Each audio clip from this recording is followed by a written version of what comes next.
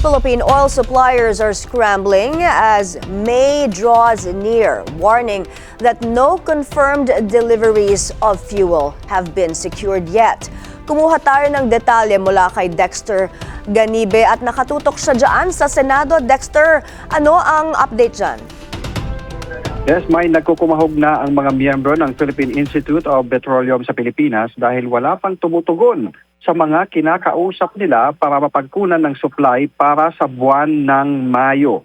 Sa pagpapatuloy nitong Senate Protect Committee hearing, sinabi ni Philippine Institute of Petroleum Executive Director Rafael Capinpin na sinisikap pa rin nila ang kanilang mga miyembro na Petron, Shell, PTT, Isla at Chevron yung paghahanap ng supplier ng langis. Sa mga nakalipas anyang linggo, may mga kinakausap na silang mga alternative supplier.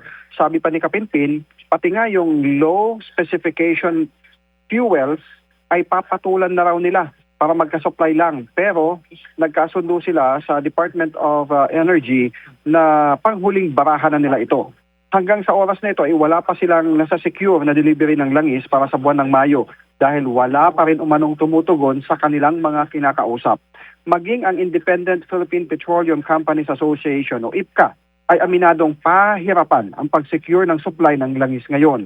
Sabi ni IPCA President Tanya Somiliano na bagamat may darating pa naman silang supply hanggang sa susunod na buwan o sa Abril, wala pa rin confirmation ng delivery para sa buwan ng Mayo at sa mga susunod na buwan.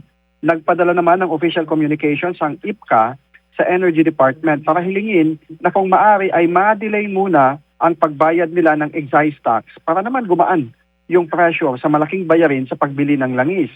Nakadagdag pa dito sa presyo na ito para makasecure ng supply ng langis yung inilabas na temporary ban ng mga bansang China, Thailand at Singapore na maglabas ng finished product sa ibang bansa. So ibig sabihin, sa kanila muna yung kanilang mga supply ng langis na meron sila. Hiniling ngayon itong mga oil companies sa Pilipinas ang tulong na ng gobyerno sa pag-secure ng supply ng langis dahil pagsapit ng Mayo na wala pang delivery, abay malaking epektuan niya sa ekonomiya ang idudulot nito. May mga rekomendasyon din sila, tulad na lang yung sinasabing pagpako sa excise tax at VAT na sinisingil sa halagang $50 per barrel. Tutol din ang mga oil company sa pagpapatupad ng price control dahil magdudulot umano ito ng pagsasara ng ilang nasa oil sector. May? Dexter, dyan sa usapin ng suspension sa excise tax or cutting the excise tax, napag-usapan ba kung may epekto na yan sa atin, sa mga motorista next week? Particularly sa fuel prices, may dagdag presyo ba sa gas prices next week? Oo. Ito ay kasama sa tatalakayin pero kung mababasa natin yung Republic Act na nilagdaan, yung 12316 na nilagdaan ni Pangulong Marcos kagabi, nakalagay sa Section 4 na magiging epektibo lamang ang nasabing batas 15 araw matapos itong mailathala sa mga pahayagan at maipost sa official website. Kung naipost na rin ito kagabi, magbibilang pa tayo ng 15 days, batay doon sa batas, sa provision, sa Section 4, bago maipatupad ng Pangulo yung kanyang kapangyarihan na suspendihin yung excise tax. May? So, hindi pa tayo makakahinga. Siguro, Siguro, yung epekto niyan, yung impact niyan, yung pagsuspende sa excise tax, hindi pa mararamdaman ng mga motorista.